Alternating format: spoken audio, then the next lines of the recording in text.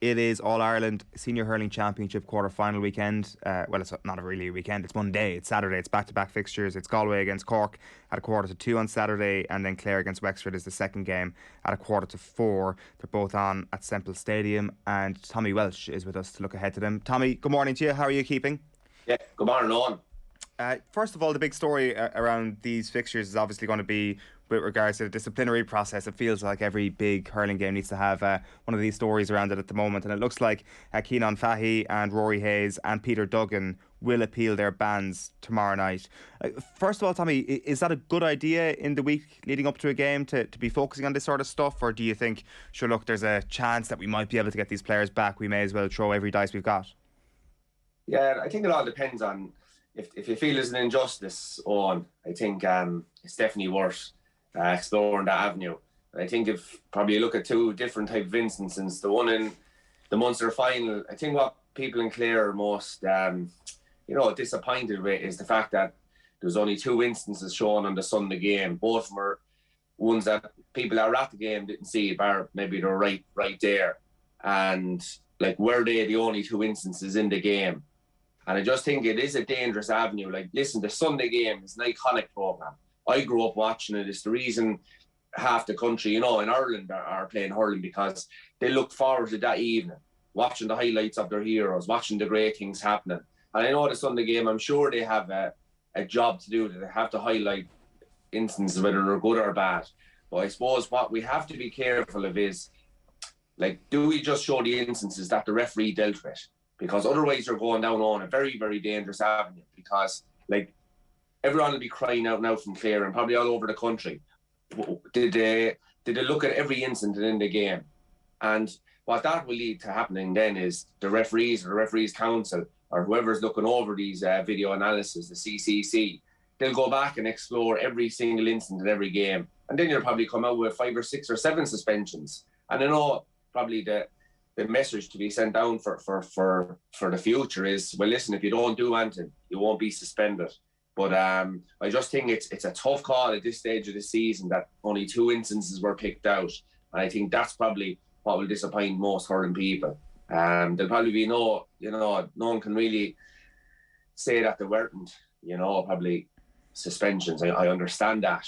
But just from a player's point of view, and the GA in particular, there's so many instances going on in every game, you could have 5 or 6 suspensions, The one thing I would say is that we're kind of unsure of how much of an influence the Sunday game has. Like, I'm sure it has some influence. There's like a couple of these situations where they've definitely aligned with television coverage, but there is kind of an element of secrecy around the CCCC where we don't get given enough information, it seems, when it comes to why they're taking these decisions and how they arrive at these decisions, and just a lack of transparency in general when it comes to the disciplinary process. You'd assume that would maybe help things along for everybody, really, if there was a bit more transparency on that front. Well, I don't know about that either on, because if they start getting into that, they'll have to go through every incident and every game of every second. It could take hours and hours and looking at 5 or 6 different camera angles to see what you pick up. Like you see in the WhatsApps during the week, lads are picking up on video phones during the week, but you can't be going on that either. So, listen, it is a difficult one. I would probably like to see, maybe they have to do a job on the Sunday game on their nighttime programme, but I would like to see them dealing with the instance that the referee was looking at during the game, and everything else, leave it to the CCC. And I think most people will probably be happy enough with that. And say if an opposition were disappointed with a particular instance, that maybe they could, cite them. It's down to do in rugby, they could cite a particular incident if they wanted that. And because that would mean then if someone really felt badly about a certain way that a player was being managed, off the ball, that there was an avenue for him to explore. And otherwise now, most hurling people, like, you'd have to be very proud if you're in the family of Seamus Flanagan or on the team of Seamus Flanagan the weekend, and all the Limerick players, and the fact that when they did get the belts, they just got on with it. And that's the way we grew up hurling. That's the way hurling was played in your back garden. You give belts and you took belts and you just got on with it. And you let the referee maybe look after if there was that more serious. And I think them two lads, I think they deserve huge credit on the offside of that, is that they didn't look for anyone to be sent off. They weren't rolling around the ground. That showed the toughness of their mentality. That showed that they know the game. If they're willing to pull and drag out a player, listen, sometimes there's consequences, and I just say fair play to the two lads.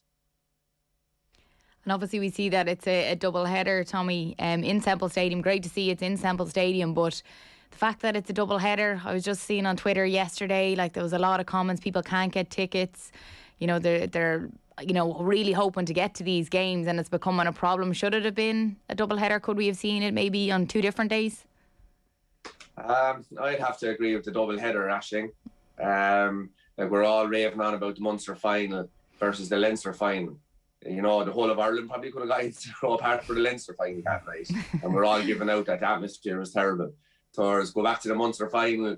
You know, Terra 6 were sold out in 11 minutes. It was impossible to get tickets. I never got as many texts for tickets for a match even when I was playing, and just couldn't be got. So listen, I think the real diehards, they will get tickets for that match, I would imagine, through their clubs and through their contacts, and that the real, if you really want to go, I would find you will get a ticket somewhere, whether you have to drive to Donegal or drive to the far side of the country to get one, you will get one. And I think it'll lend itself to a huge atmosphere. And like we've seen even in the football in Clones versus Croke Park last weekend, we've seen the Leinster versus the Munster final. We've seen earlier round robins when Kilkenny went up to Pearse Stadium. It was electric. I was up there myself. It was like knockout championship game. So I fully agree with putting the double header in Thurles, which will lend itself to a huge atmosphere. Oh, absolutely. Definitely that it's in Thurles. But do you think it could have been 2 different days? Like, could they not have sold that out twice, had the same atmosphere twice? Like, would there not have been that amount of crowd by 2? Possibly, but I would doubt it. Okay. I don't know how Thurles holds, probably 45,000 people. And I just think it lends itself to be 4 sets of supporters hanging around Thurles all morning. You know, I was there for the Munster final earlier in 12:15, and I just thought it was just one of those days that you just had to be there. I think quarterfinals, yes, maybe there'll be huge interest this weekend because there's 4 teams with, it seems like a 50-50 chance each. There's no clear-cut favourites. But I think normal days, quarterfinals should be a day where all 4 teams go together, and it should lend itself to a huge day out. And just when you're talking about the tickets there, you were saying that people were asking for tickets, they'd be looking for tickets. I remember you saying before that you used to keep a book of all the people that used to ask you for tickets, and you'd write down their name and then you give it to your mum. Yeah. Oh, that was it. So all Ireland final day, so whatever day it used to be, it was the first week in September. So the minute a lad had asked me for a ticket, he'd go into the book, and you know, you could have 50, 60, 70 requests, you know, and they went up to Mammy then, and we kind of went through the list, just who deserved them the most.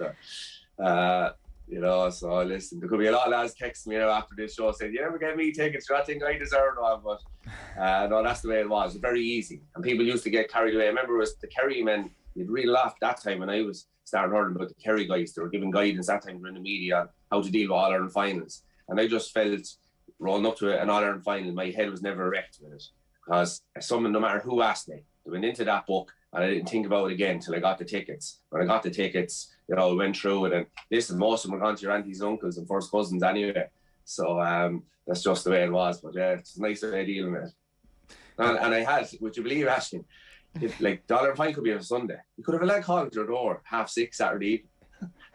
See, is there a ticket? Imagine, like you're trying to get your head in the game there, Tommy. Yeah, it's unbelievable stuff. But if you kind of have a positive attitude towards it, like that's the way I looked at it. It was kind of organised, done and dusted.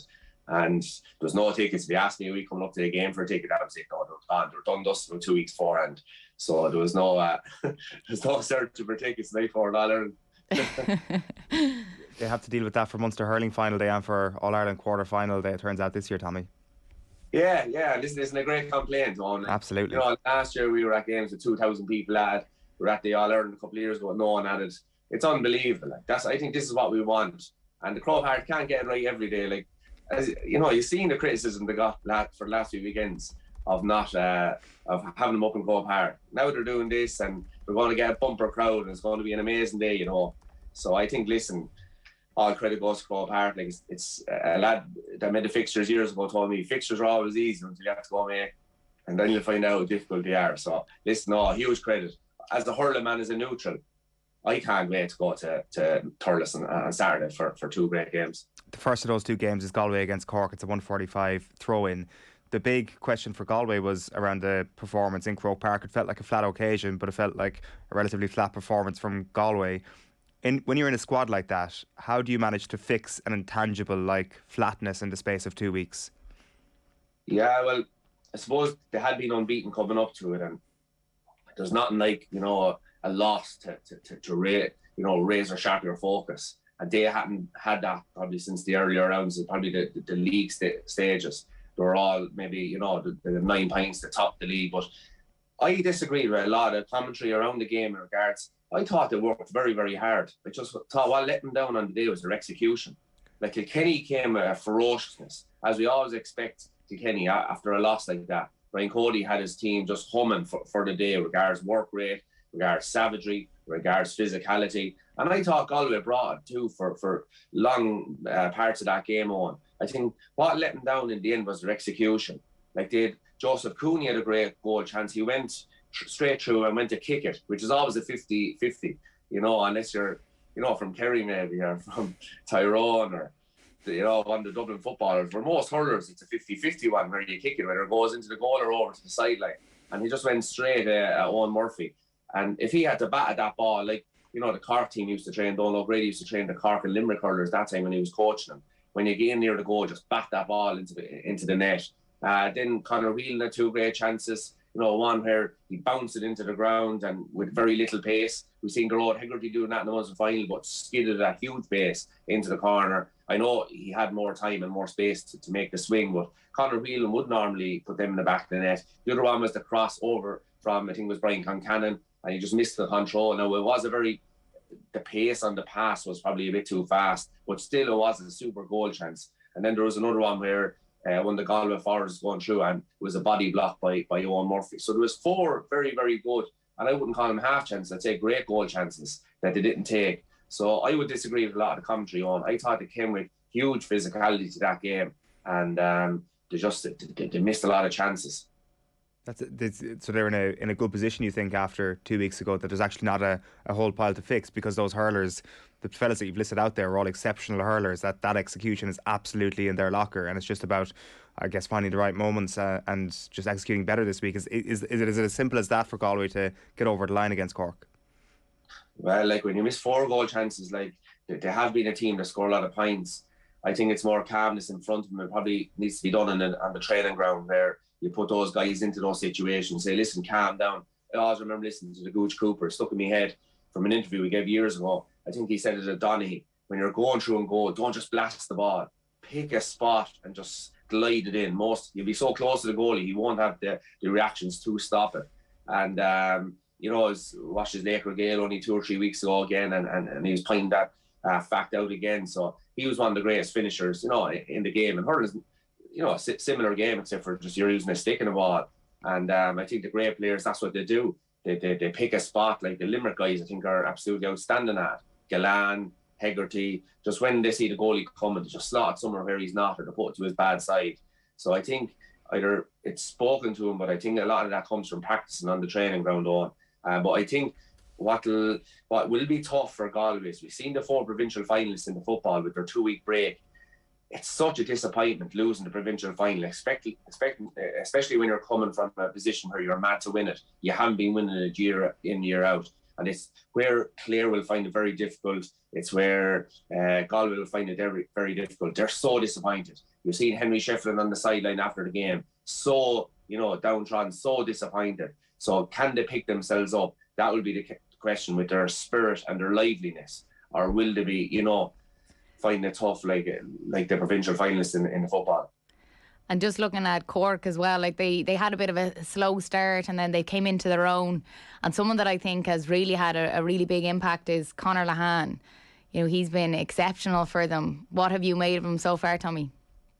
Yeah, actually, Lahan has been outstanding, and I remember watching him back in county finals and just giving a tour de force of Páirc Uí Chaoimh. I remember one of his first years, I'd say probably around maybe 2012, I'd say, or 13.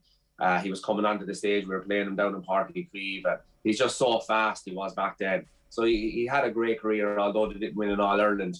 And he was dropped, you know, last year. And asked back onto the panel this year, and do you say, oh, do you know what, to hell with you, you didn't want me last year, how do you think that if I put in the training from now until then that you're going to suddenly have belief in me? But no, he went back, showed his mental resolve, showed his toughness, and he's been outstanding, one of the main leaders actually for this Cork team. The big question for them is, which Cork team turns up? When they turn up with an attitude and it's all to do with defending, coming from number 15 back to their goalkeeper, will they turn up with an attitude of defending, or will it be a case of when the ball comes to me, or I work so hard to get the ball and put it over the bar in the back of the net, I don't care about the other side of the game. Hurling is a 50-50 game. When you have the ball and when you don't have the ball. When Cork turn up, when they have no attitude towards chasing the opposition, towards taking the ball back off them, they're a total different team. We've seen in the last game or two, they turned up with the attitude that, yes, listen, it's my responsibility. Shane Kingston has showed it. Darren Fitzgibbon has showed it. With chase backs and last minute hoops, last minute blocks, sometimes just getting in your body. We spoke about this at the very start in their first game and they lost it. They have been doing that in the last game or two. And if they stay doing that, I give them, I'd nearly put them favourites.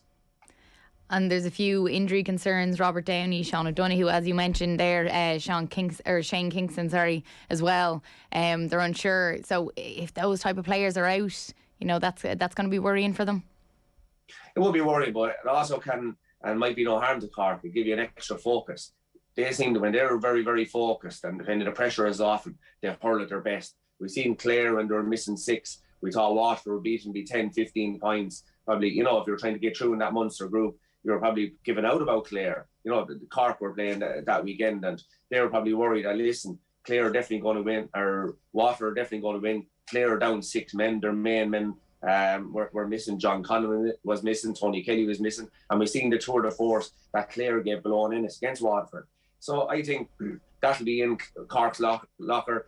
Cork is a big hurling county. Cork always has great hurlers, so they'll have no problem, I think, bringing in guys. And I never think hurling is what their downfall is, Aisling. I think their downfall is their attitude towards defending. I think if they are missing 1 or 2, I might bring them that razor sharp focus to go on and win this weekend. You said there a moment ago you'd make them favourites if they bring that level of aggression. Do you think they will? Do you make them favourites?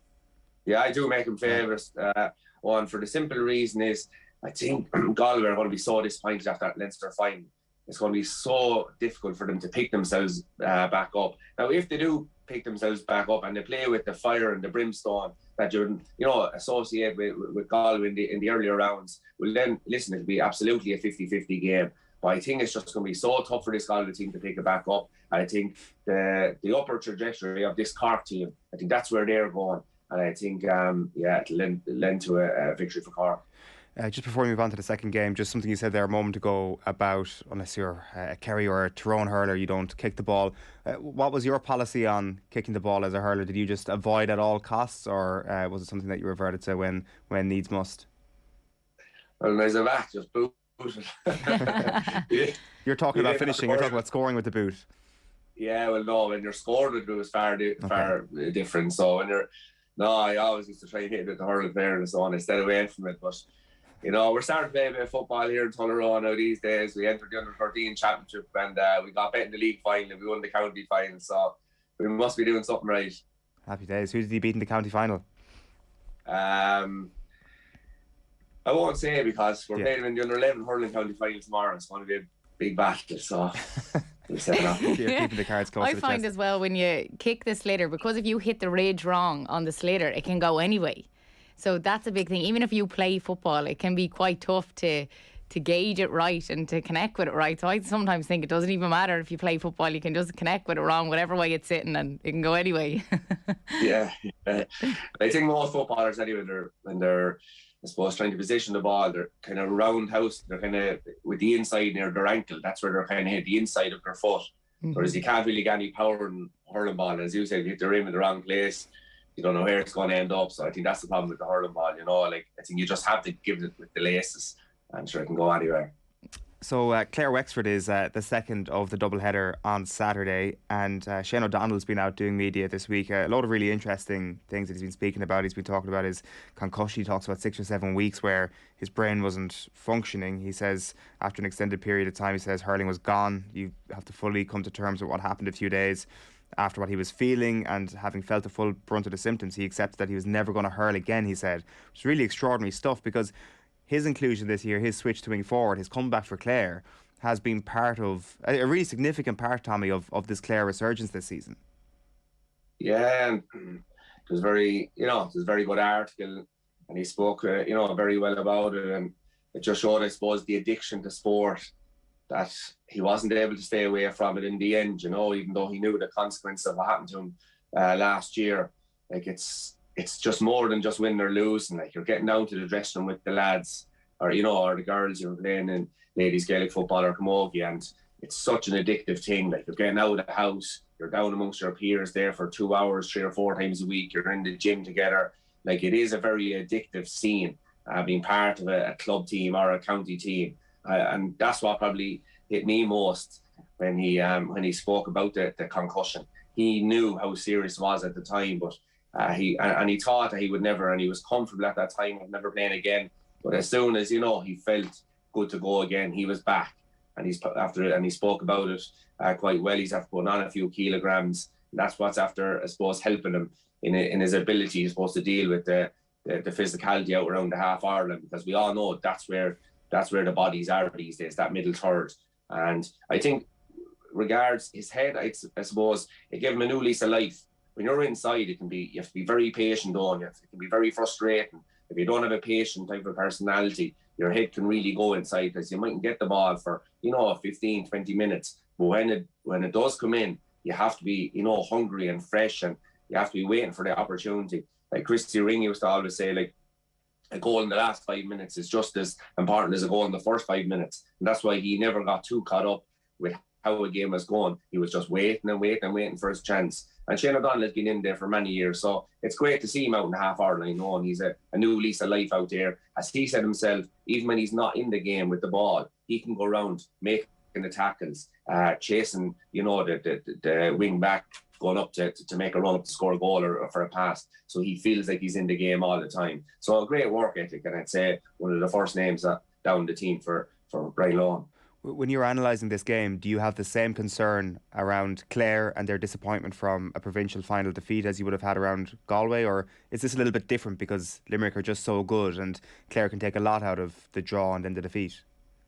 Yeah, no, I would actually take even more. I would put more probably on this game, because Clare have been hurling out of their skin in every game since the Munster Championship began, even when they dropped the 6 guys for their last game. So they have been just hurling at peak performance for the last nearly 2 months, and Shane said it in his interview. He said it was one of the most disappointing games that he was part of, because they played so well, gave it everything, and still lost. And I often found that myself when you play a game, that is, when you play well and lose, there's people coming up congratulating you, telling you, you had a great game, or the team had a great game, but your overriding feeling inside your own head and body is you're devastated, you're disappointed. So you're thankful for and grateful for the people, because probably you played well and the team played well, but you still lost.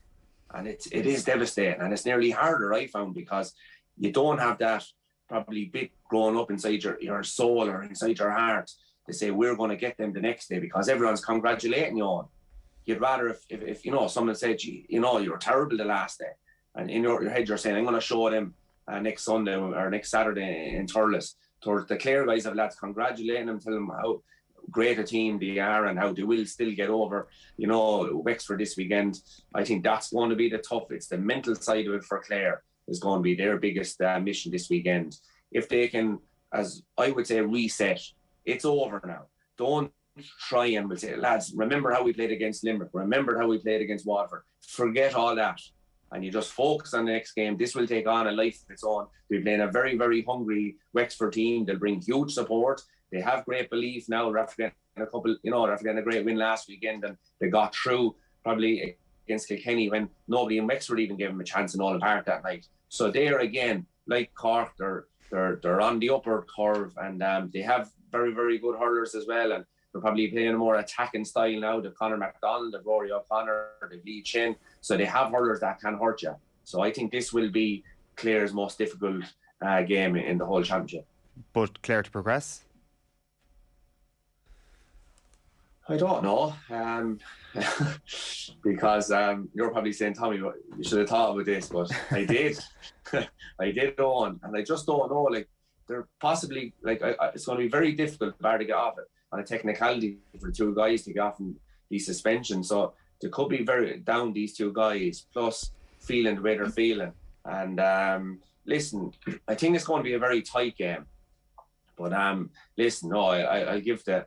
I give it the verdict to Clare on the basis of respect and what they've done in the championship so far.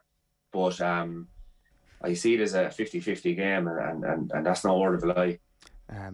If they weren't already golden tickets for the double header on Saturday, you've made them even more golden. I think after that, Tommy, there should be two absolutely cracking games. Before we let you go, the weekly shout out from Tommy Walsh is the most eagerly anticipated part of the segment. Who have we got this morning? Well, I don't know about that, but the shout-outs, they come from all over. And there could be like, we've had a manager so far, we've had a hurler, we've had games. So this week I'm going for a commentator as Muircheartaigh. Like, I think we can all agree, this man, like, he was a colossus. He was a national treasure. I was just looking up some of the stuff that, he has done over the years. Like, but I was even thinking of my own story, like how many families grow up listening to this guy. You turn on the radio, go out to the kitchen, and he would just, like, you didn't even feel like you were at the game. You felt you were a part of the game. You felt you were hurling in the game. It's just the culture that he grew up, his mastery of the Irish language, his mastery of every language, the English language as well. He was just out on his own. And he's my shout out this week. Like, I think he's the best commentator in any sport, in any country in the world. He really brought our family absolutely, loved him. He's loved all over Ireland. He's loved all over the world. There was some, like, I was trying to get up to quotes. Like, he had great humour as well, Eoin, and Ashing. And I was looking up quotes last night that he came up with. And, I nearly spent an hour going through them. But I came up with two that he said. I thought they were brilliant. He said, Colin Corkery on the 45, let's go with the right boot.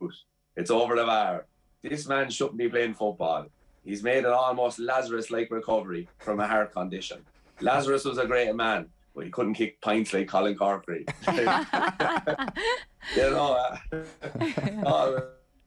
Up with that kind of stuff. Like, he was very intelligent as well. And my favourite one then was, he was talking, it must have been a Tyrone game, and he goes, and Brian Dooher is down injured. And while he is, I'll tell you a little story. I was in Times Square in New York last week, and I was missing the championship back home. So I approached the newsstand, and I suppose you wouldn't have the Kerry man, would you? To which the Egyptian behind the counter turned to me, and he said, do you want the North Kerry edition or the South Kerry edition? he had both. So I bought both, and Dooher is back on his feet. So, legend. He was amazing. And one last small one then was, and this was, again, just showed his wit and his humour, and which is everything the G is about. It is about winning, it is about hurling, it is about football, but it's about the crack and the camaraderie as well. And he goes, the stopwatch has stopped. It's up to God and the referee now. The referee is Pat Horan, and God is God.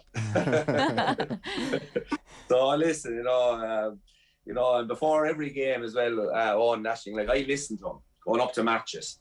I put it on in the YouTube, and I put the phone over in the passenger seat of the car, and I listen to him, whether it's going to Thurles or whether it's going to Croke Park, just to get in the, trying to learn from him, obviously. Like, this guy seen it as obviously a career, but it was his mission to help the viewers, not to help the players, but to help the viewers, the listeners, that he brought the game to them, and they were the most important people in Ireland when he was commentating. And when you do listen to him go, you just see how important it is that you need to be up for it, and you need to do your best when you're looking at a game. And there was a few things that I do listen to, and one of them, if any of our listeners, he does a great commentary on making a ham sandwich. Oh yeah. And, if you look it up on YouTube, and it's absolutely outstanding. And he does a hurler sprayer great as well. And even I used to try and listen to games that he commentated on. And for the first few years when I was with yourselves, the only one I could find was 2010 All Ireland. So how great a commentator Miche&aacute is. the only game I could listen to was the 2010 All-Irelands, Tipperary Bees, and I still listen to it just to hear them. Wow. And now, thankfully, someone put up the 96 All-Ireland, so I'm listening to Wexford winning their All-Ireland now, so it's much better. Yeah, I can imagine. So you'll have Micheál on YouTube going to Thurles this weekend? I will, yeah, every game. Just because, you know the way some complacent, like Brian Cody always taught us, complacency, like it's a need, it's a disease, it has to be out of the dressing room, and you never let it creep in. But I just find going to a match, you know, you could think you're going as a supporter just to enjoy the occasion, but I suppose your job working for yourselves is, you know, to, I suppose, tell the listeners what you're looking at and try and bring the game, I suppose, to them. So I just find if you turn on him for 5 minutes, and it might be just him making the ham sandwich, it makes you just alive, and you feel, listen, you have an important job to do now in 2 or 3 hours. So you just feel up for it, yeah. Tommy Walsh, absolutely fantastic stuff as always. Thanks a million. Enjoy the weekend. Best luck.